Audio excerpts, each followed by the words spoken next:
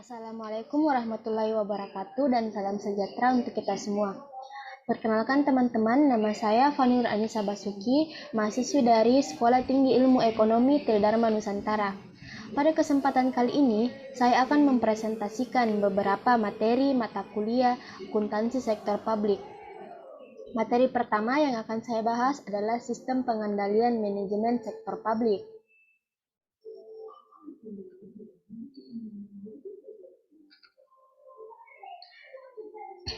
Organisasi merupakan sistem pengendalian manajemen untuk memberikan jaminan dilaksanakannya strategi organisasi secara efektif dan efisien sehingga tujuan organisasi dapat dicapai. Nah, pengendalian manajemen ini meliputi beberapa aktivitas, yaitu yang pertama perencanaan, yang kedua koordinasi, yang ketiga komunikasi informasi, yang keempat pengambilan keputusan, yang kelima motivasi agar orang-orang dalam organisasi tersebut berperilaku sesuai dengan tujuan organisasi tersebut. Yang keenam, pengendalian, dan yang terakhir adalah penilaian kinerja. Selanjutnya, ada 3 tipe-tipe pengendalian manajemen. Yang pertama adalah pengendalian preventif,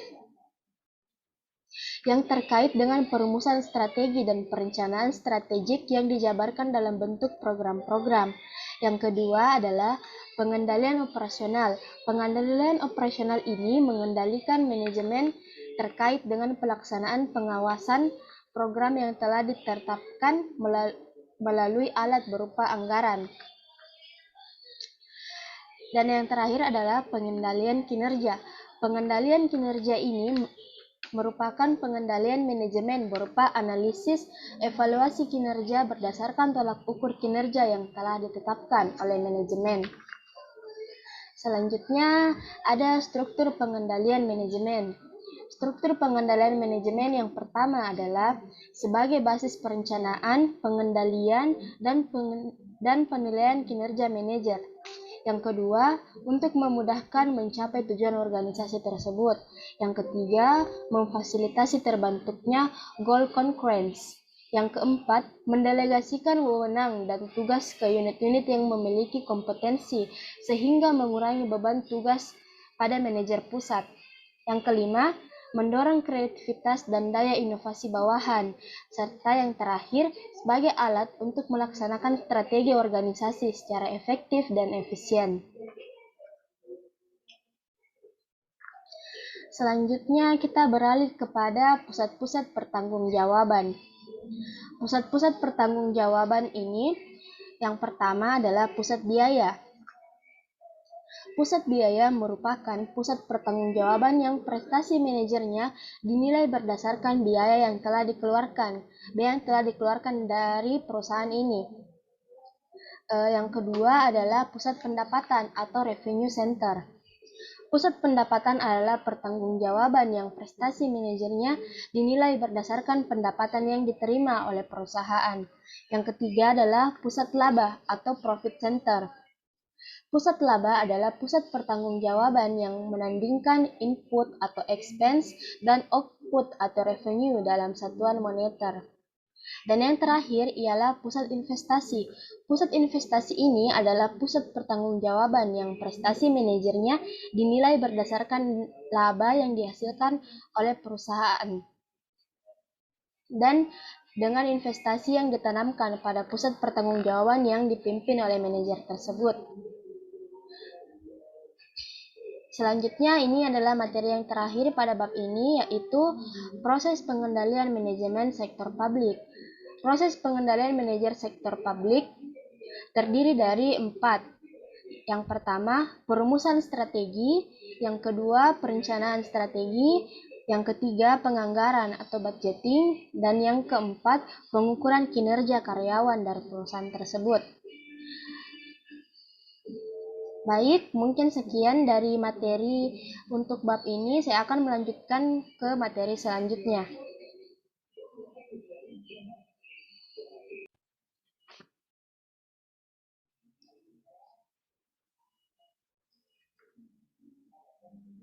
Baiklah teman-teman, saya akan melanjutkan untuk membahas materi selanjutnya dengan judul Teknik Akuntansi Keuangan Sektor Publik. Kita masuk ke materinya dulu.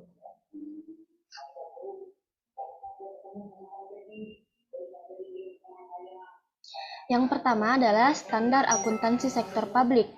Standar akuntansi sektor publik adalah prinsip-prinsip akuntansi yang diterapkan dalam menyusun dan menyajikan laporan keuangan organisasi sektor publik. Perumusan standar akuntansi oleh suatu komite independen yang mempengaruhi banyak aspek. Banyak sekali faktor-faktor yang harus dipertimbangkan agar suatu standar tidak menyimpang jauh dari kerangka konseptual akuntansi dan tetap memperhitungkan konsekuensi ekonominya. Standar diturunkan dari suatu postulat. Penurunan standar dari suatu postulat harus mempertimbangkan kendala-kendala para pengguna laporan keuangan agar informasi akuntansi bermanfaat secara optimal. Selanjutnya adalah Standar Akuntansi Pemerintahan. Standar akuntansi pemerintahan telah diatur pada Undang-Undang PSAP Nomor 01 tentang penyajian laporan keuangan, PSAP Nomor 2 tentang laporan realisasi anggaran, yang ketiga PSAP Nomor 3 tentang laporan arus kas, yang keempat PSAP Nomor 4 tentang catatan atas laporan keuangan, yang kelima PSAP Nomor 5 tentang akuntansi persediaan. Saya kira itu yang menjadi standar akuntansi pemerintahan. Selanjutnya adalah teknik akuntansi keuangan publik. Yang pertama, ada beberapa teknik akuntansi keuangan yang dapat diadopsi oleh sektor publik. Selanjutnya, yaitu akuntansi yang pertama akuntansi anggaran, di mana akuntansi anggaran ini menyajikan jumlah yang dianggarkan dengan jumlah aktual dan dicatat berpasangan. Yang kedua adalah akuntansi komitmen. Akuntansi komitmen ini adalah sistem akuntansi yang mengakui transaksi dan mencatatnya pada saat order dikeluarkan. Yang ketiga adalah akuntansi dana. Akuntansi dana ini merupakan pencarian sumber dana dan alokasi dana pada keuangan. Yang terakhir adalah akuntansi kas. Akuntansi kas ini di mana pendapatan dicatat pada saat kas diterima dan pengeluaran dicatat pada saat kas dikeluarkan. Biasa juga disebut dengan cash basic. Selanjutnya adalah sistem akuntansi keuangan daerah. Adapun sistem akuntansi keuangan daerah perlunya adalah untuk pertanggungjawaban, manajerial, dan pengawasan. Salah satu alat untuk memfasilitasi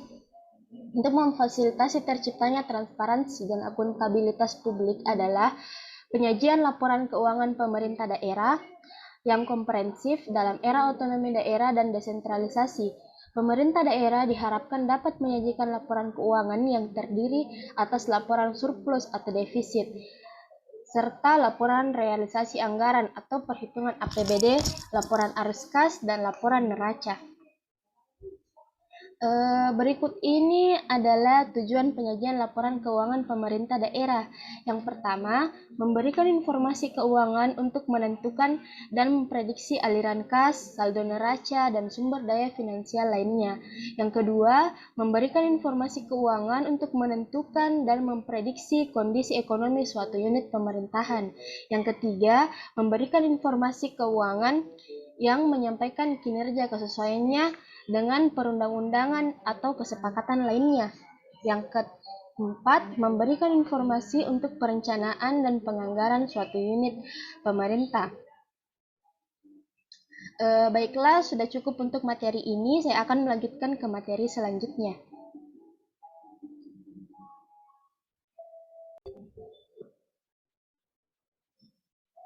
Baiklah teman-teman, materi terakhir yang akan saya bahas adalah analisis investasi publik.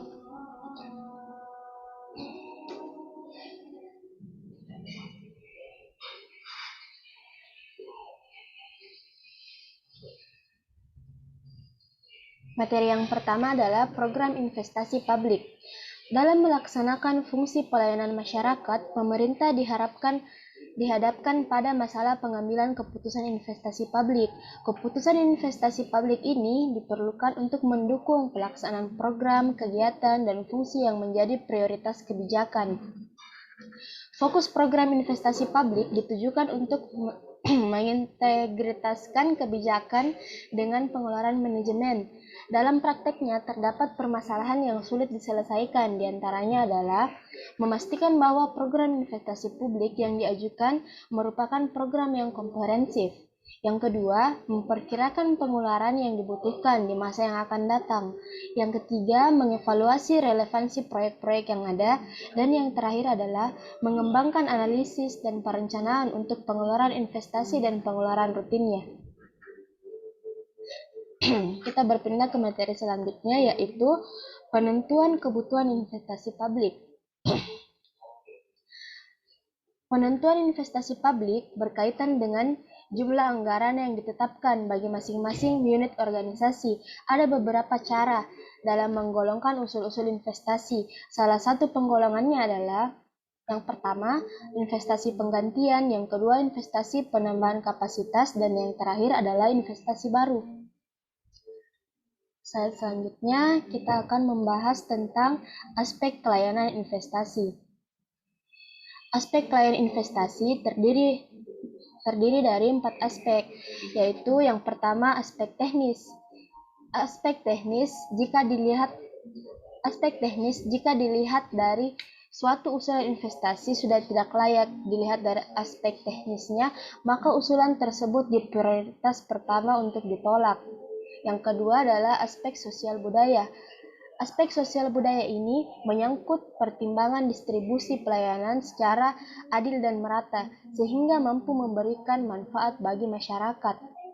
Yang ketiga adalah aspek ekonomi. Aspek ekonomi ini menganalisis apakah suatu proyek yang diusulkan memberikan kontribusi yang nyata terhadap pembangunan perekonomian. Jika tidak, maka pemerintah harus mengambil langkah untuk menolak investasi publik ini. Dan yang terakhir adalah aspek distribusi. Aspek distribusi ini untuk mengetahui siapa yang akan menerima manfaat, keuntungan, dan lain-lain yang dihasilkan oleh proyek investasi ini. Selanjutnya, ada pula faktor-faktor yang mempengaruhi investasi publik. Faktor-faktor yang mempengaruhi investasi publik yang pertama adalah tingkat diskonto. Tingkat diskonto ini merefleksikan tingkat keuntungan dari suatu proyek. Jadi kita bisa melihat keuntungan berapa banyak keuntungan yang kita dapat di masa depan melalui tingkat diskonto. Yang kedua adalah tingkat inflasi. Tingkat inflasi ini bertujuan untuk mengetahui nilai real keuntungan di masa yang akan datang. Yang ketiga adalah risiko dan ketidakpastian.